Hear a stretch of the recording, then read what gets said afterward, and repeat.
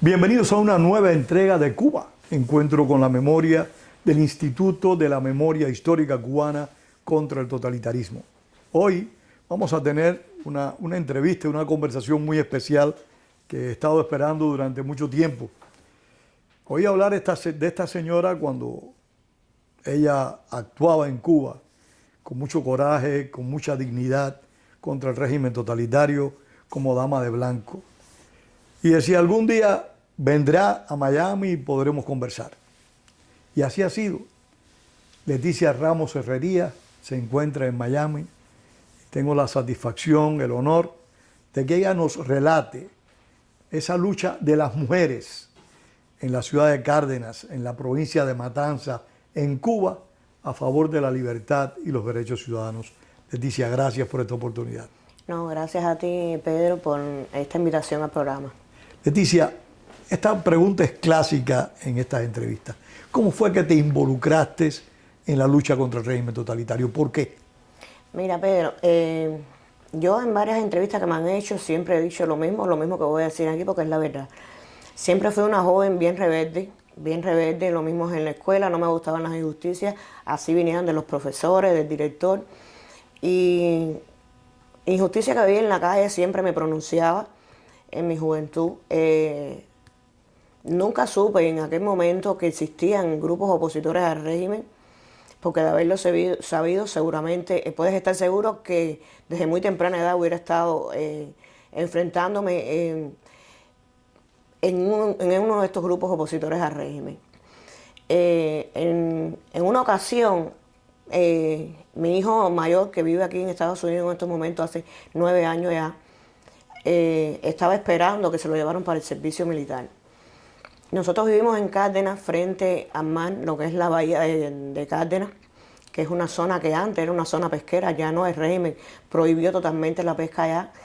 Y mi hermano... ¿Y de qué viven en Cárdenas ahora? Porque Cárdenas era una ciudad básicamente pesquera. Pesquera, exactamente. Ellos le han quitado todas las embarcaciones a las personas. Allí para tener una embarcación tienes que inscribirte en lo que es en el Linder, en Cárdenas, y si eres una persona confiable y que te reúnen los requisitos que ellos quieren, entonces te dejan tener un barco y que tenga las condiciones ahí en el Linder, pero lo tienes que dejar ahí, no te lo puedes llevar para ningún otro lado, te dejan pescar hasta cierto límite en las aguas y traer lo que ellos deseen que tú traigas, no te puedes pasar. Langosta es prohibido en Cuba pescarla. Si la traes, te la descomisan. Y tienes que traer, eso es para las personas que tienen embarcaciones en el Linder. Tienes que tener, que cuando entras ahí tienes que tener un despacho y dejar la mitad o la mayor cantidad de pescados que hayas recolectado y dejárselo al régimen, y un menos por ciento es lo que se lleva el pescador. Pero como te seguía diciendo... ¿Cuánto? ¿Un 9%? Sí, es menos por ciento lo que se puede llevar. O sea, el gobierno se queda con la mayor cantidad con la de lo que mayor tú cantidad pescas. posible de lo que hayan pescado los pescadores. Y no te lo paga, es una confiscación. Exactamente. Aunque te hayan, perdóname sí. Que me extienda en esto, que Sí. no es la conferencia, pero es muy importante para esas personas que creen que Estados Unidos está bloqueando a Cuba, está embargando a Cuba, y aquí podemos apreciar una vez más que el verdadero embargo, el verdadero bloqueo es el que la dictadura le tiene impuesto a los cubanos, particularmente a los trabajadores. Explícame eso de nuevo, por favor. Sí, Pedro, entonces en el caso de nosotros, en mi casa sola no, de todos los vecinos de la playa, tenían un botecito, un bote rústico que hacían los mismos pescadores para poder salir a pescar para subsistir. Una semana antes de que irrumpieran en mi vivienda,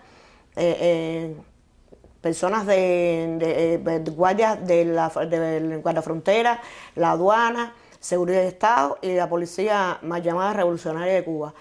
Una semana antes de que ellos irrumpieran en mi vivienda, habían foliado todos los botes de la zona y lo habían dado como legales, que eran los que podían ir a pescar las personas.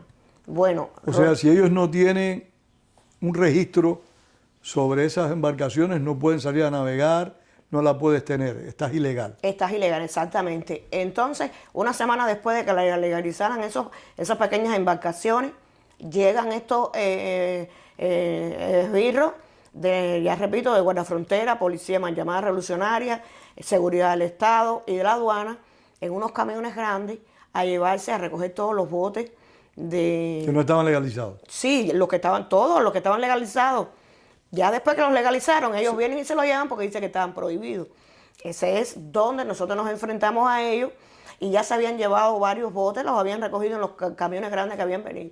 Y yo le explico, nosotros estábamos durmiendo. Mi hijo, al ver tantos militares, porque es falta de respeto. ¿Cuándo fue eso, Leticia? Porque hemos saltado un episodio. Eso fue en el 2000...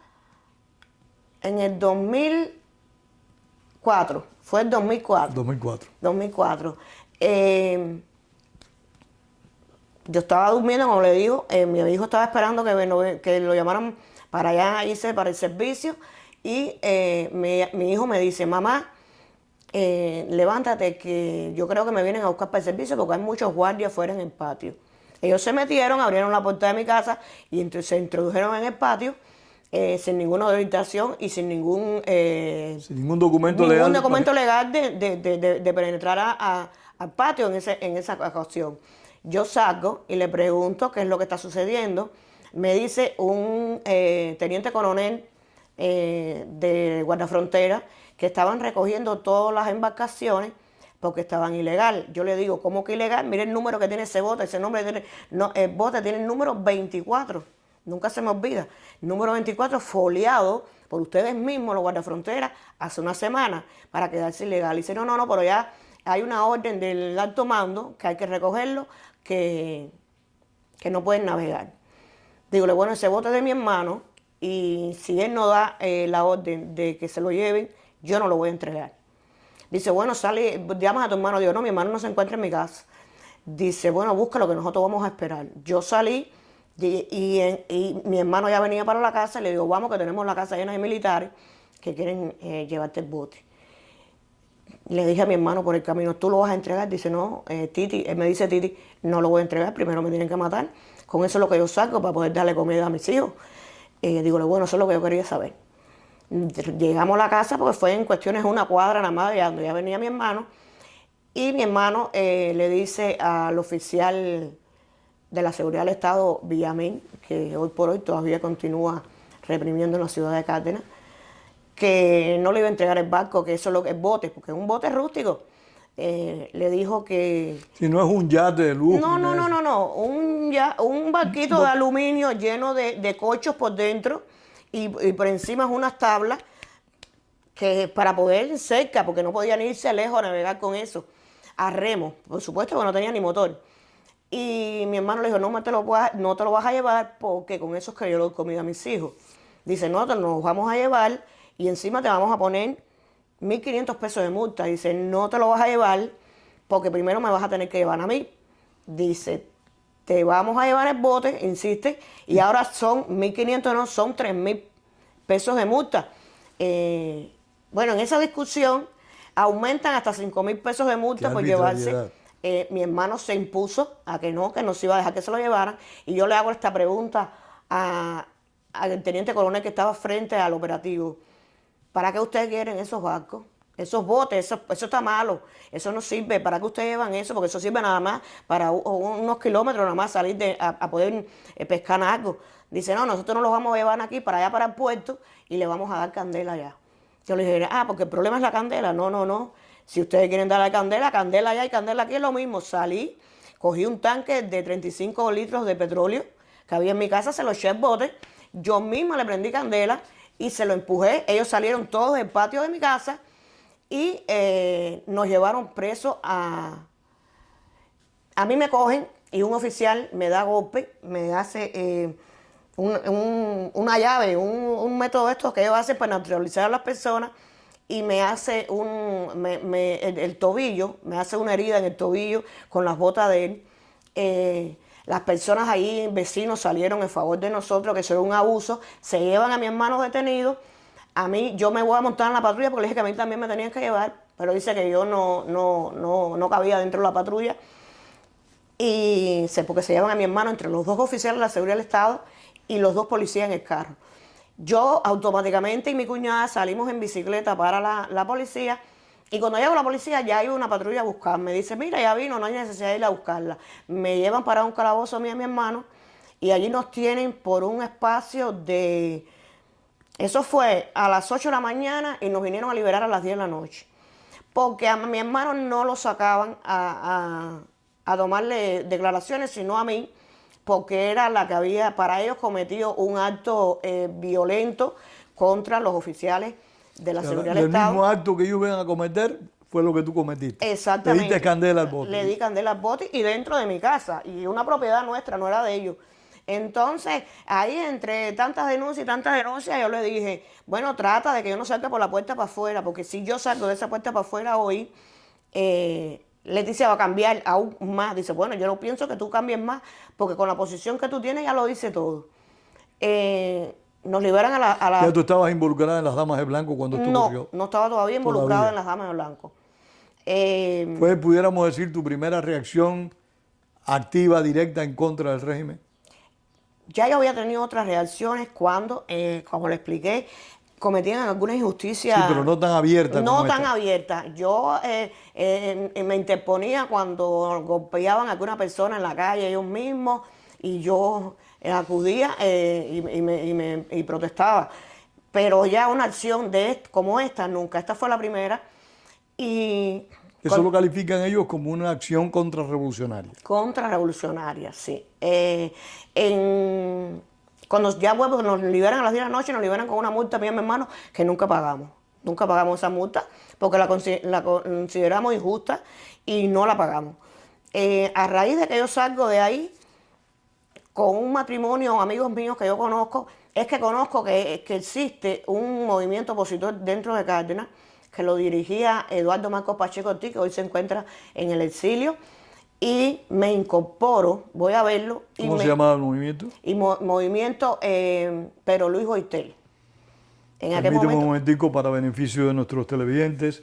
Pero Luis Boitel fue un dirigente estudiantil cubano que murió en una huelga de hambre en el año 1972.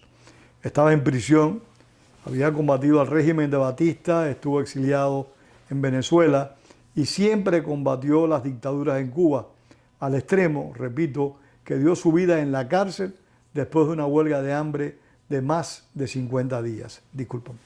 Sí, entonces yo voy a ver a Pacheco, como todos los conocen en Cárdenas, y integré ese movimiento, ese partido, el Partido por la Democracia, pero Luis Boitel en aquel momento. Ese partido es el mismo partido que dirige quien está en este momento preso. Félix Navarro Rodríguez. Félix Navarro Rodríguez, que su hija también Sailí se encuentra Navarro en prisión. Después quiero que nos hables sí, de ellos dos. Sí. Después de estar un tiempo en esa delegación del Partido por la Democracia, pero Luis Boitel, nos salimos del Pedro Luis Boitel porque en aquellos momentos también estaba preso Félix Navarro, que cayó cuando la Primavera Negra del 2003, y eso fue en el 2004.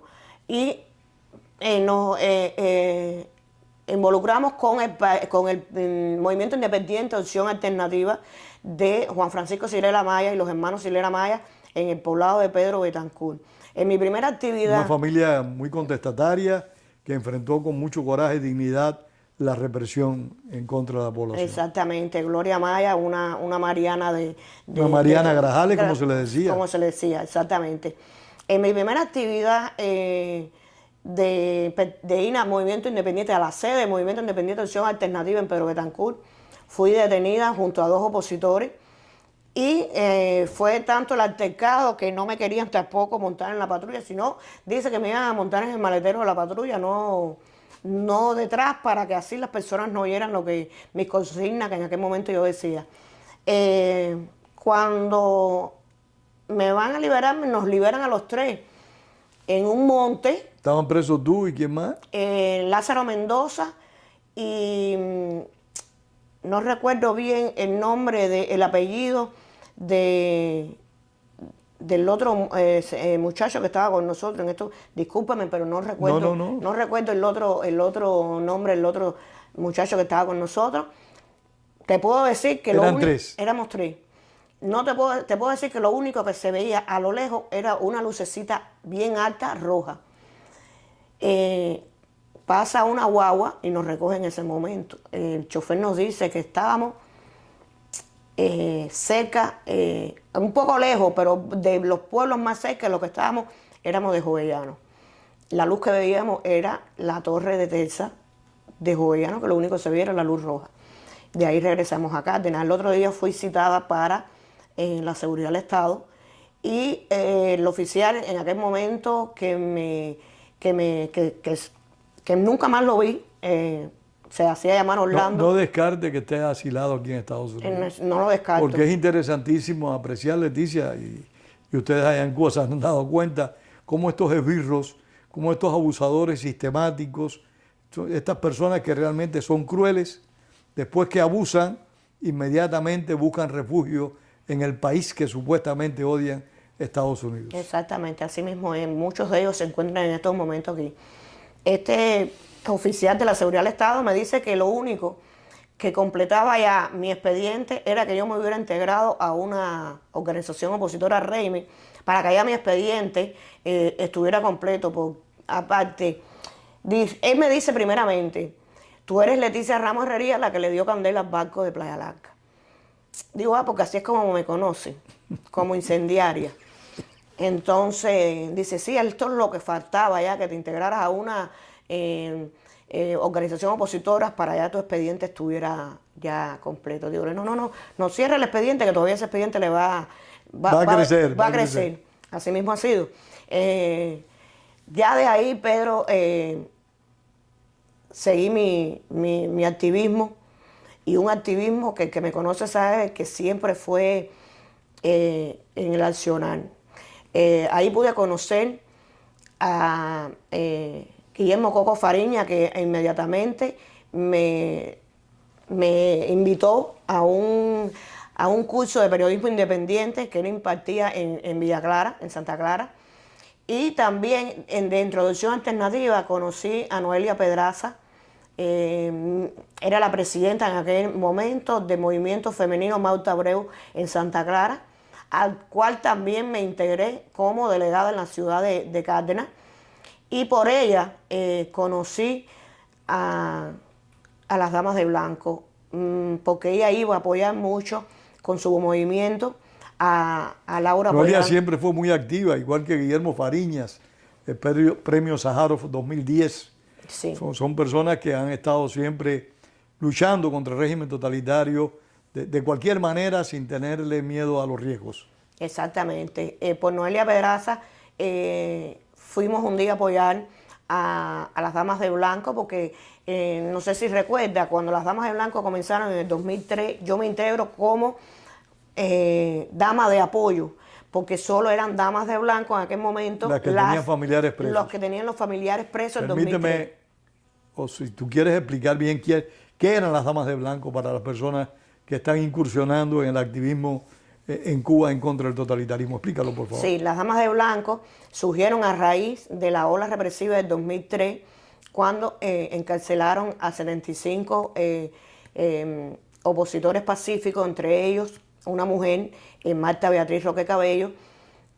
Otra mujer extremadamente valiente, muy sacrificada, esforzada, fue una de las promotoras de un documento que en el Instituto de la Memoria Histórica Cubana contra el Totalitarismo consideramos fundamental, el documento La Patria es de Todos, un documento importante que desmiente todas las propuestas del totalitarismo castrista. Así mismo, Marta Beatriz es una insignia dentro de la oposición en Cuba. Entonces, las damas de blanco eran las esposas, madres, hermanas, hijas, familiares de esos... de los prisioneros de los 75. De los prisioneros de los 75. A raíz que se fueron conociendo, se fueron incorporando mujeres para apoyar la causa de las damas de blanco. Grupo de apoyo. Que se llamó Grupo de Apoyo a las Damas de Blanco. Ahí los integramos y hasta el día de hoy, donde al fallecimiento de la líder Laura Pollán, queda al frente Berta Soler y me eligen a mí como la representante de la provincia de Matanzas de las Damas de Blanco. O sea, ya no eres dama de apoyo, ya eres de hecho una dama de blanco. Yo quiero aclarar que antes de Laura morir, Laura ya había hablado que todas las damas de blanco que estaban dentro del movimiento automáticamente pasarían a ser damas de blanco por el apoyo, la trayectoria que siempre tuvimos apoyando a esas mujeres. De hecho, yo quiero también destacar que la Laura Pollán le ofreció el régimen en aquel momento Samper, que era quien reprimía a las damas de blanco por muchos años, y lo digo porque fui testigo de aquello que si ellas eliminaban a las damas de apoyo dentro de la organización, los presos de los 75 serían liberados, y donde Laura Pollán le dijo que en ningún momento iba a sacar a ninguna de estas mujeres. Porque estaba consciente que eso era una farsa, que era una mentira. Exactamente, y que nosotros la habíamos acompañado durante años en las calles con golpizas, represiones, porque es bueno también destacar que las damas de blanco eran aún más golpeadas y reprimidas en aquel momento porque ellos veían como que era una amenaza. Algo que no nos tocaba. ¿Tú conociste a Laura Pollán personalmente? Sí, como que no. ¿Puedes hablarnos algo de ella? Sí, yo conocí a Laura Pollán, yo conviví con Laura Pollán en su casa en muchas ocasiones y tuve en lo personal muy buena amistad con ella. Laura Pollán era una persona muy dulce, una persona con una integridad, con una dulzura, con un nivel de inteligencia para dirigir. Y mucho coraje, mucho valor. Mucho coraje, con mucha valentía a dirigir a tantas mujeres, porque fuimos en aquel momento muchísimas mujeres sí, a lo largo de toda Cuba. Aquellos té por las tardes, aquellas reuniones, exactamente, leyendo las cartas de los familiares presos. Exactamente, y cada actividad, ahí estábamos todas las provincias, nos reuníamos cada aniversario en su casa, que le abrió las puertas a todas las mujeres, que perdió su tranquilidad de su hogar para abrirlo a la oposición y a las mujeres de toda Cuba. Una valiosa líder que desgraciadamente le cegaron la vida, porque así lo podemos decir. ¿Tú crees que ella fue asesinada? Sí, como que no. Yo de hecho te puedo decir que el día antes, un jueves, fui con Juan Carlos González Leiva, del Consejo de Relatores por los Derechos Humanos, opositor en Cuba. Otro activista notable y que dio mucho en la lucha. Y su esposa en aquel momento, Tania Maceda, también dama de blanco. Fuimos a verla porque ella estaba que se sentía mal porque tenía catarro, pero yo la vi como un catarro simple en aquel momento, un catarro. Eso fue un jueves y el viernes es cuando a ella le ingresan. Y automáticamente ya el otro viernes, consiguiente, ya había fallecido ya. No creo, yo en mi opinión, no creo que una persona con un catarro haya tenido que entubarla. No creo que haya era una mujer relativamente joven, ¿no? Laura Pollán, sí, Laura Pollán relativamente fue joven. Yo no recuerdo bien qué edad, si eran 60 o 50 y... 50 y tantos. Sí, años lo que tenía Laura, una persona bien joven, aún todavía con mucha vida. Laura sí padecía de diabetes, era lo que la afectaba, pero nunca estuvo en un estado grave ni nada de eso, y eso llamó mucho la atención. Y como te decía Pedro, ahí es donde también mi, eh, muchas mujeres en Matanzas se nos unieron a las damas de apoyo y las Después de la llevamos. muerte de Laura. Antes de la muerte de Antes de la Laura, muerte de Laura. antes de la muerte de Laura también. Yo era una de las que llevaba mujeres de apoyo a la organización y las conocimos. Ya de ahí continué como activismo y siempre con mi accionar en las calles, porque creo que el accionar en las calles, respeto todo método de lucha de todos yo los respeto, y que cada cual en la historia, en la lucha, tiene un papel fundamental. Unos con la pluma y el papel, otros en su palabra y otros con el accionar. Lo respeto todo, pero para mí yo sentía que mi activismo en las calles era el que me llenaba de adrenalina. Exacto, y el que me identificaba.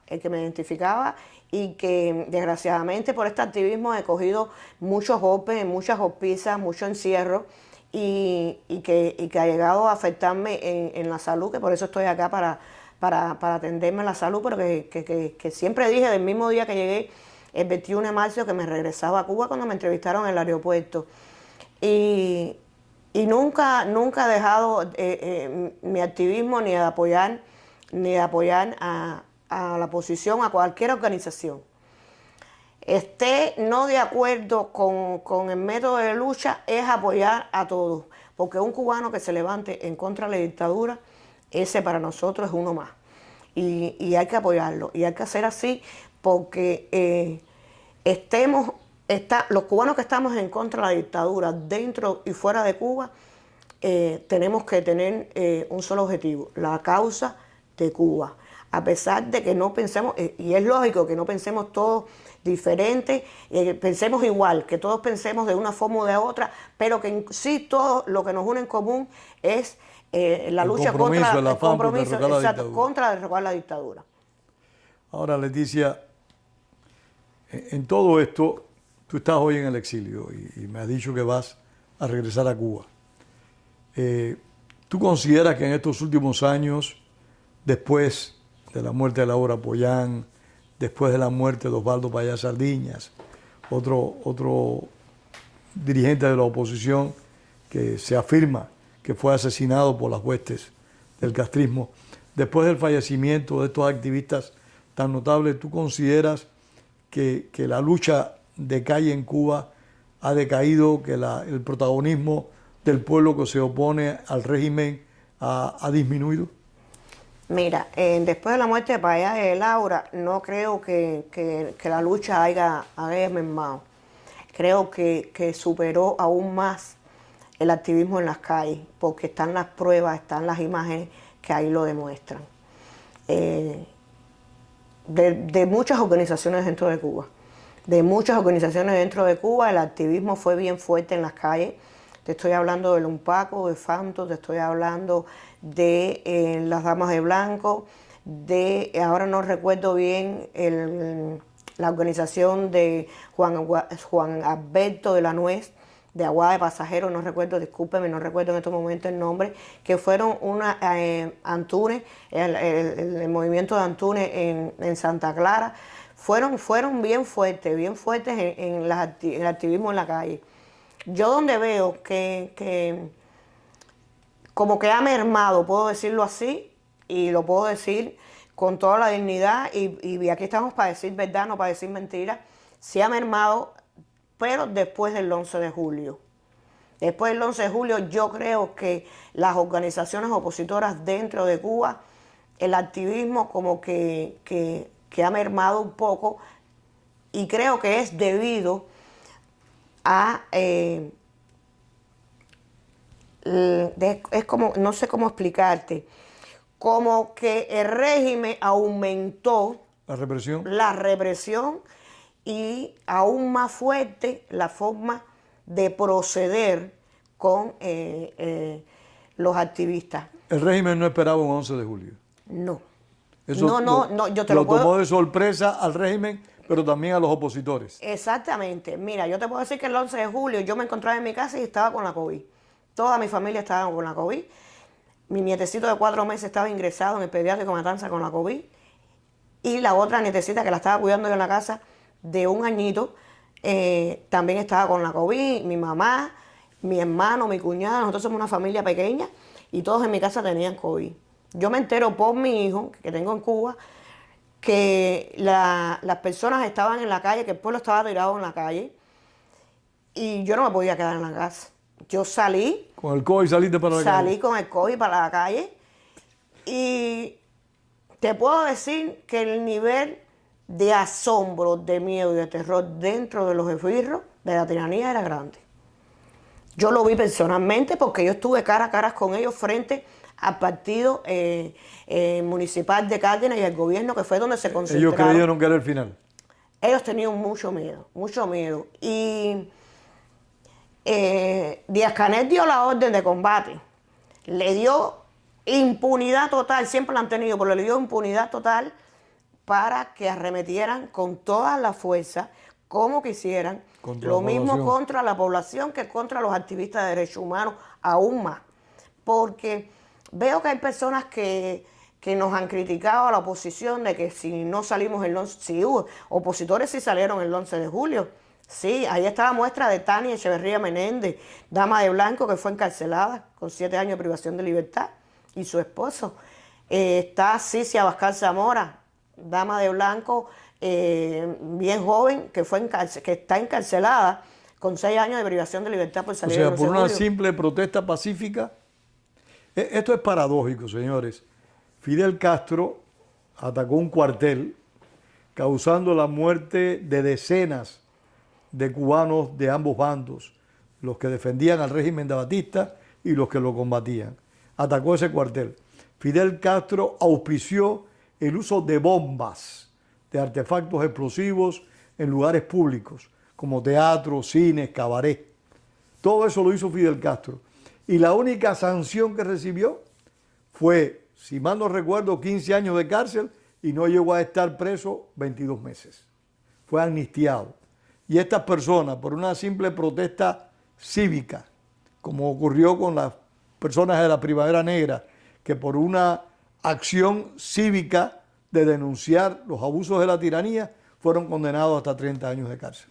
Así mismo. Y estas mujeres están presas en este momento por haber participado en esas protestas. Exactamente. También Sailí Navarro, hija de Félix Navarro, dama de blanco, tiene 8 años de privación de libertad por estas protestas. Francisco Rajel Manzano, opositor también del Partido por la Democracia, pero Luis Ortel, al cual pertenezco y soy delegada en estos momentos en la ciudad de Cárdenas. Son hombres y mujeres que tenemos dentro de la provincia que están presos y tenemos muchos jóvenes de la ciudad de Cárdenas, de Colón, de la provincia. Matanza fue una provincia y los municipios Cárdenas, Colón, Jovellanos, donde más fuerte se protestó y donde más jóvenes hay presos en estos momentos y muchos de estos jóvenes tienen hasta 15 años de privación de libertad, como es el caso de Jonay Moreu Leal en Cárdenas, un muchacho que no pertenecía a ninguna organización opositora, pero con un nivel de conocimiento y de liderazgo tremendo.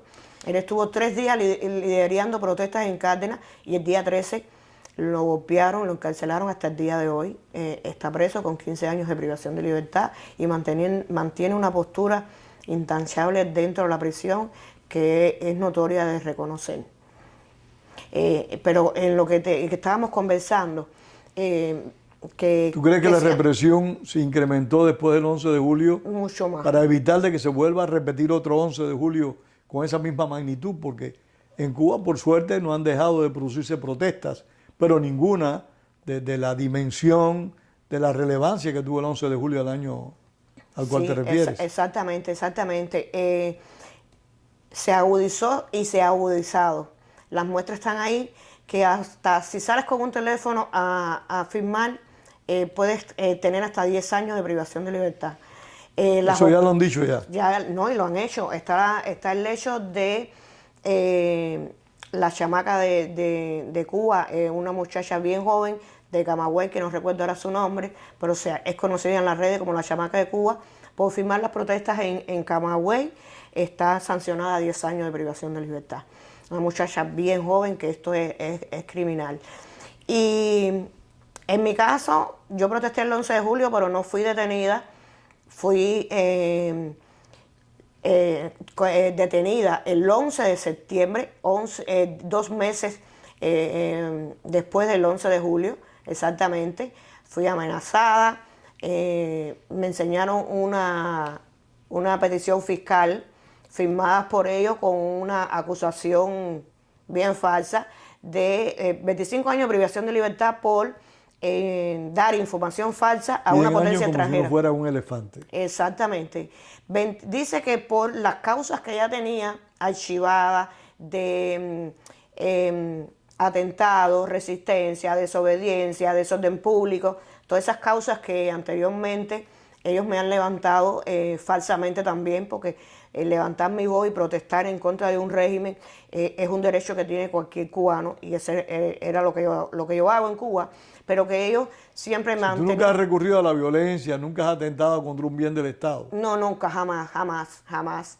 Sí te puedo decir que he tenido enfrentamientos fuertes, pero con ellos, con los esbirros del régimen. ¿Por qué? Porque me han golpeado, porque me han maltratado, porque han irrumpido en mi vivienda sin ninguna orden legal de registro, de allanamiento, y he tenido que actuar. Han golpeado a mis sobrinos, que eran menores de edad en aquellos momentos, y tenía un padre muriendo de cáncer en aquella situación, con un cáncer de próstata, y tengo derecho a la defensa. Contra ellos sí he actuado en defensa propia, porque todo el mundo tiene si derecho. Si ellos abusan, uno no tiene por qué dejarse de abusar. Exactamente. Nosotros somos pacíficos, pero siempre lo he dicho que no somos masoquistas.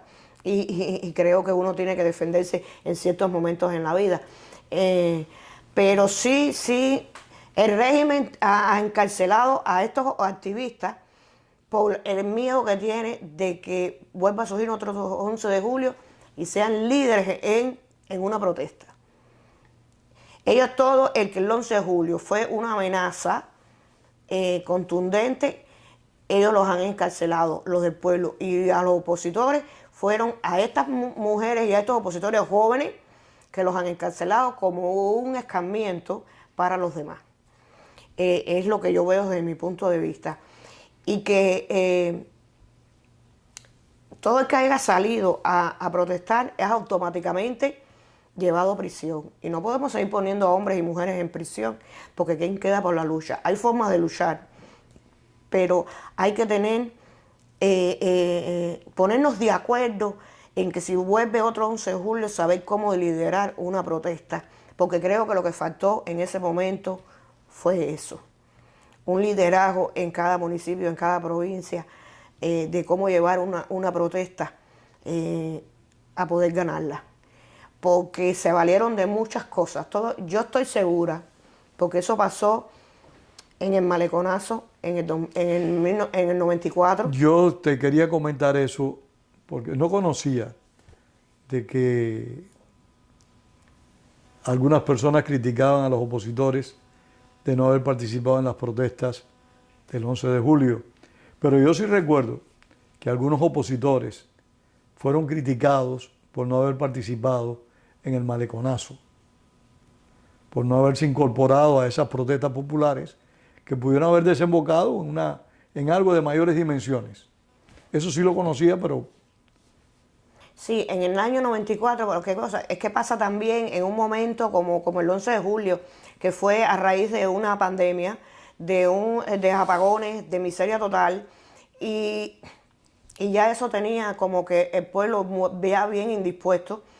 Y te puedo decir que mucha gente, días antes del 11 de julio, muchas personas y jóvenes en Cárdenas me mandaban por las redes, que ahí están las capturas de pantalla y están en las redes todavía, en los perfiles de estos jóvenes.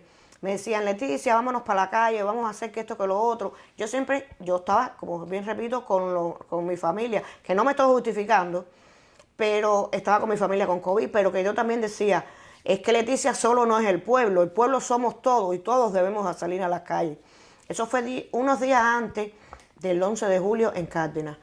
Y en el año 94, como te venía diciendo, también surgió a raíz de un periodo especial del régimen implantado a la población y desató, yo tengo conocimiento que eso desató en Centro Habana a raíz de que un policía golpea a un muchacho en una bicicleta y ya como el pueblo está ya harto, cansado, se suma a esas protestas que también cogen de sorpresa a muchos opositores en aquel momento. Es como la hierba seca. Exacto. Le tiras un fósforo y no hay quien aguante el fuego. Entonces, es lo que te quería explicar. Lo que surgió en el 2000, en el 2021, el 11 de julio, es lo mismo que fue en el 94. Rompen vidrieras, rompen tiendas y entidades del gobierno, que esté claro que fueron las tiendas, y fueron ellos mismos, vestidos de civil con botas. Los que rompieron las tiendas. Los que rompieron las tiendas. Yo estoy más que segura de eso. Porque los vi, porque vi personal de los camiones, de las brigadas de antimotines, bajarse vestida de civil con botas militares, que se lo decía a los manifestantes que estaban al lado mío, cuidado, miren para los pies, que todo el que tenga esas botas son militares. ¿Qué es lo que tiene el pueblo, Pedro? Hambre, miseria y calamidad. ¿Para dónde iba a ir? Para esas tiendas. Muchos del pueblo no fueron, pero muchos sí fueron, desgraciadamente.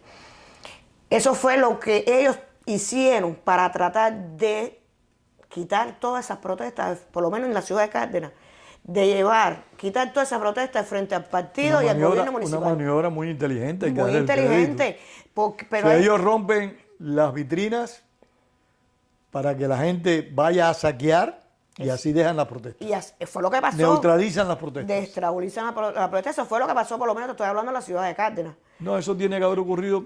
Es un patrón y ellos actúan por dirección. Cuando eso sucede, los pocos que quedamos frente al partido del gobierno ya se dispersa la manifestación. Yo empiezo a decirle a las personas, cuídense que a las 12 de la noche empieza la cacería de brujas. Automáticamente fue así. Por la noche empezaron ya a detener violentamente a personas que fueron automáticamente identificadas en las protestas, que entraron en las tiendas y sistemáticamente en los videos continuamente fueron deteniendo a muchas personas en la ciudad de Cárdenas. Las auspicias fueron violentas dentro de las unidades de policía y dentro de... y las sanciones han sido más que abusivas. Las instituciones. Te puedo hablar de Cárdenas, que hay una fábrica que le dicen Valdés Reyes, en Cárdenas, donde los almacenes inmensos que tiene esa fábrica, que está obsoleta hoy, en esos almacenes... ¿No fabrican nada ya? No, ya. En esa fábrica, almacenes empezaron a llevar los detenidos. Y por ellos mismos, por muchos que los liberaron después, relatos de ellos, era criminal lo que hacían. Ponían unas bocinas de música muy alta y los golpeaban fuertemente, los obligaban a gritar consignas a favor de Díaz-Canel y a cantar el himno nacional, a decir yo soy Fidel, y las golpizas eran violentas según los relatos de varias personas que allegadas a mí que me lo contaron, y esas músicas las ponían para que las personas no oyeran los gritos cuando los golpeaban. Eso fue bien triste, y las anécdotas que he conocido también han sido criminales. Eso es algo que ha llevado a que las protestas hayan disminuido en lo que es las organizaciones opositoras, porque se ha habido focos de protestas en Cuba, pequeños focos de protestas en Cuba, donde también han detenido a las personas que gritan corriente, comida, agua. Muchos gritan libertad. No es que sea una forma mía de criticar a las personas que protestan, porque ya del hecho de pasar a una protesta, sea por agua, sea por corriente, es una protesta que muchos años atrás el pueblo no lo hacía. Pero creo que hay que identificarse mucho. Déjeme decirte que tu pueblo, Cárdenas, fue protagonista de una protesta en el año 62, donde Castro sacó los tanques a la calle. Exactamente, porque las personas salieron con los ¿Lo carteles. recuerdas? Tú no lo viviste, creo. No lo viví porque yo nací en el 69, pero todavía hay huellas de eso porque hay las calles que fueron desbaratadas por los tanques. Bueno, Aún quedan esas nosotros calles. dimos una conferencia hace unos meses atrás, donde después del 11 de julio, donde evocamos otras protestas que han tenido lugar en Cuba en estos 66 años, porque hay que decirlo, un sector del pueblo cubano es verdad que ha apoyado a la dictadura, la ha respaldado, pero otro sector del pueblo cubano nunca ha dejado de combatir a esa dictadura. Y ese sector ha estado en las prisiones, ese sector ha participado en protestas, y no es que el 11 de julio haya sido la única protesta. En Cuba ha habido numerosas protestas, aunque nunca en la dimensión y en la trascendencia de lo del 11 de julio. Exactamente, así mismo es. Cárdenas siempre ha sido un pueblo de personas, bueno, dicho por muchas personas y muchos voceros del régimen. Fidel tenía a Cárdenas, Fidel Castro tenía a Cárdenas olvidada, en el olvido. Él vino a retornar en Cárdenas a los sucesos cuando aquello del niño Elian fue cuando él volvió a visitar la ciudad y cuando se involucró un poco en algo que se reconstruyó en la ciudad, que está hecho un desastre hoy por hoy. Porque, bueno, yo creo que Cuba está hecho un desastre completo. Sí, no, totalmente, de una punta a la otra, Cuba es un desastre. Retomando a la conversación, Pedro. El 21 de septiembre, creo que dijiste que fuiste arrestada y acusada de pasar información falsa a una potencia extranjera. La potencia extranjera de Estados Unidos. Estados Unidos, exactamente, porque yo envié un video a Marco Rubio y a la Fundación Cubana Americana de un suceso donde entran el día 12 a la casa de un manifestante, le dan un tiro delante de dos niños menores de edad de él y su esposa, y una niña de 12 años. A uno de los manifestantes del 11 de julio le dieron un tiro. A unos manifestantes del 11 de julio le dieron un tiro dentro de su propia casa. Y por eso me ponen una petición fiscal de 25 años de libertad, que después de varios días pasan a una medida cautelar de una prisión domiciliaria, donde yo no podía salir ni de mi vivienda, hasta en noviembre del año pasado, que me dejaron hacer el carnet de identidad y el pasaporte. Y te dieron el permiso de salida. Y me dijeron que podía viajar, después de estar 8 años regulada, porque en el 2017, en abril del 2017 ¿Qué cosa es regulada para beneficio? Regulada es que el régimen tiene a ciertas personas en Cuba que no la deja salir del país. Algunas están virtualmente presas, aunque estén en las casas. Puedes estar regulada dentro de tu casa, que no te dejan salir de tu vivienda, y regulada del país. No puedes salir a ningún lugar del país. Bueno, en mi caso no me dejaban sacar ni el carnet de identidad ni el pasaporte. Y sin carnet de identidad no existe, no eres nadie. No eres nadie porque personas como yo, que estamos dentro de la oposición, activismo, que somos bien reconocidas por el régimen, nos piden el carnet de identidad muchas veces en la calle, y sin carnet de identidad no puedes moverte a ningún lado.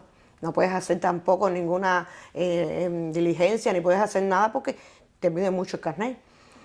Es lo que ha sucedido. Pero te estoy retornando, vuelvo atrás a la pregunta que me estabas haciendo, donde las protestas han disminuido en Cuba dentro de la oposición. No creo que hayan disminuido. Es que la situación ha llevado a que organizaciones no pongan más presos, hombres y mujeres más presos en las prisiones, porque... O sea, ¿tú crees que las organizaciones han decidido parar de actuar para evitar de que sigan encarcelando? Actuar en el activismo diario de las manifestaciones en las calles, pero que quede claro que seguimos activos en otras protestas, en otras cosas que no tenemos por qué decirla, porque el actuar, hemos aprendido que los apagones nos han servido de algo. Hay que decir que los apagones, si ha traído algún beneficio al cubano, al menos a la oposición y al cubano que se siente identificado con la causa de Cuba, nos ha dado una ventaja. Y hay cosas y cosas. Pero es verdaderamente que el 11 de julio, como te decía, le faltó el liderazgo al pueblo, saber cómo llevar una protesta a varios días sin que ellos puedan hacer nada y tenerlos ahí arrinconados como lo tuvimos varias horas el 11 de julio. ¿Tú crees que la oposición se ha ido preparando para una nueva eventualidad como ¿Cómo que 11 de no? julio? ¿Cómo que no? La muestra está en que el régimen ha encarcelado a varios opositores últimamente, porque hay yo creo, en mi opinión, que hay que educar al pueblo, a varias personas del pueblo que uno ve como líderes dentro de la población sin que ellos lo sepan, a cómo llevar una protesta cívica y poder ganarla. Y eso fue lo que le faltó al 11 de julio. Y estamos trabajando, yo en mi opinión, estamos trabajando en eso, en mi opinión y en mi actual. Y muchos como yo lo estamos haciendo dentro de Cuba. ¿Tú crees que el encarcelamiento de José Daniel Ferrer y de Félix Bermúdez tiene que ver con eso? De Félix Navarro tiene que ver. Perdón, de Félix Navarro. Sí, exactamente. Todo el que ellos vean como un potencial de líder dentro de Cuba, ellos lo van a encarcelar. Ellos lo van a encarcelar. Y Félix Navarro y José Daniel han sido eso. Como ellos, varios, ya te digo, los opositores que están dentro de las prisiones hoy en día son opositores que te han tenido un reconocimiento dentro de las organizaciones y dentro de la lucha contra el régimen castrista. Y ellos lo llevan a prisión por eso. Una, para dar un escarmiento a los demás activistas y al pueblo que conocen a estos opositores, para que mira lo que estoy haciendo si te tiras, si haces esto, si haces lo otro. Y hay muchas personas que llaman a veces cobardes, no es cobardía. Hemos aprendido estrategias dentro de Cuba, los que estamos dentro de Cuba, estrategias y cosas que no podemos, errores que no podemos volver a cometer. Llevas un tiempo en el exilio y esta es una pregunta obligada. Estás en Cuba y vas a regresar a Cuba. ¿Consideras que el exilio es un buen referente, un buen punto de ayuda a la oposición interna, que el exilio está cumpliendo su obligación? No estoy hablando de los emigrantes, estoy hablando de los exiliados. El verdadero exilio histórico, exactamente. Y el histórico y el actual. Y la gente que está en el exilio, que están comprometidos por hacer algo a favor de Cuba. Considera que ese grupo, que es bastante pequeño, no son los 2 millones de cubanos que estamos fuera, es un grupo bastante pequeño. ¿Tú crees que está actuando en consecuencia, que está asumiendo el compromiso que tiene de apoyar a los cubanos?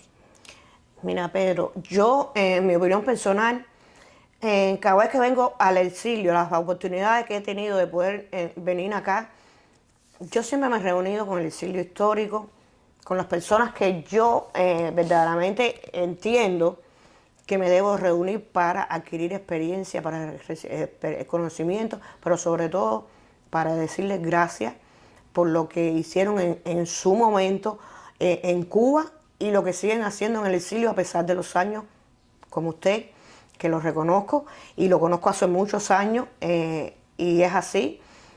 Y todo el que me conoce sabe que lo que estoy hablando es cierto. Y siempre, yo al menos siempre he sentido el apoyo de ustedes de una forma u otra y nunca han dejado de denunciar lo que nos está sucediendo y lo que está sucediendo dentro de Cuba.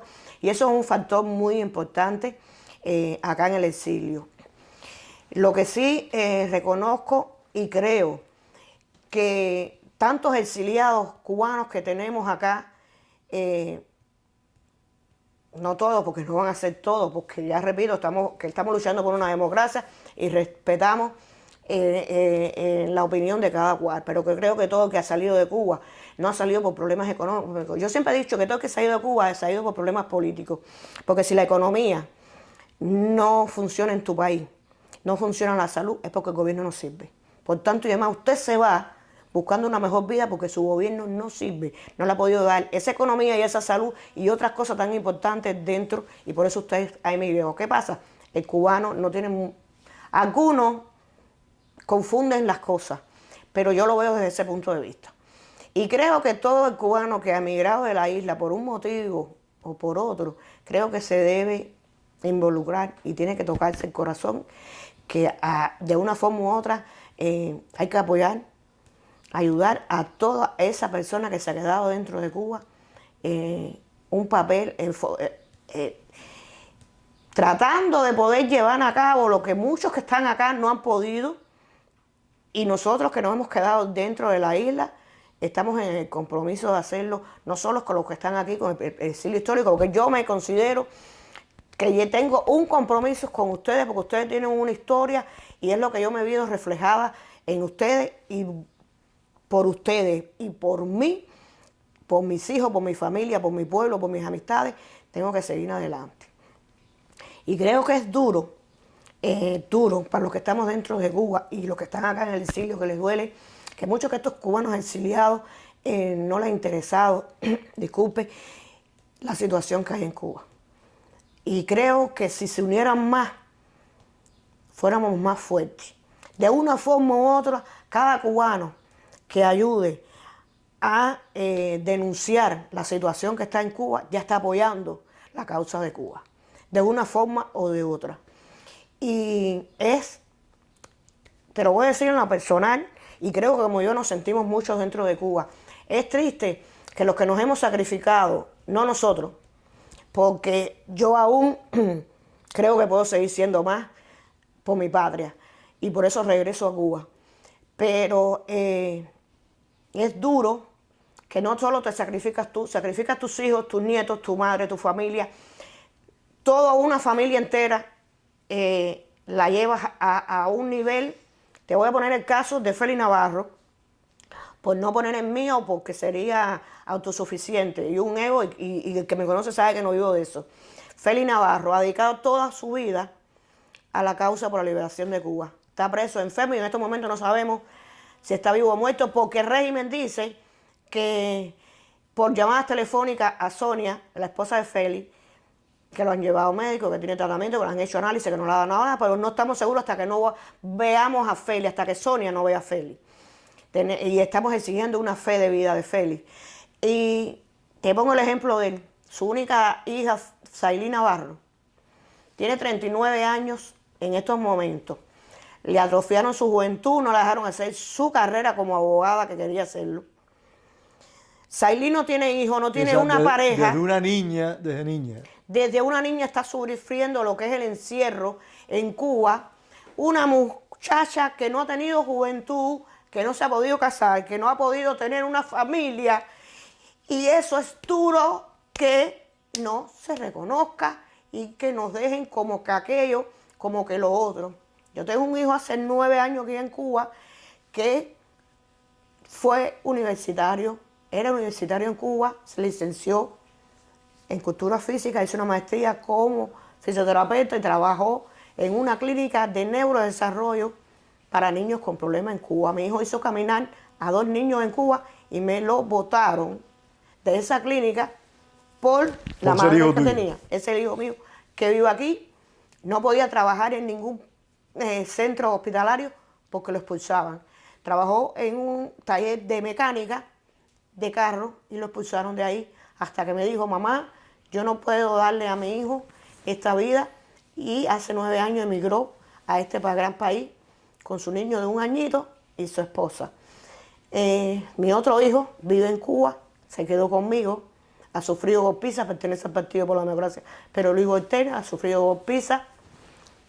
Se graduó de la Escuela de Técnico Medio, Comercio y Gastronomía, nunca lo dejaron trabajar. Se graduó en la Escuela de Salvavidas y le dijeron a sí mismo: te graduaste, pero no vas a trabajar nunca en tu vida. Es interesante que hayas contado esto, porque esto demuestra que el régimen no solo reprime a quienes actúan en su contra, sino que también reprime, maltrata y discrimina a sus familiares.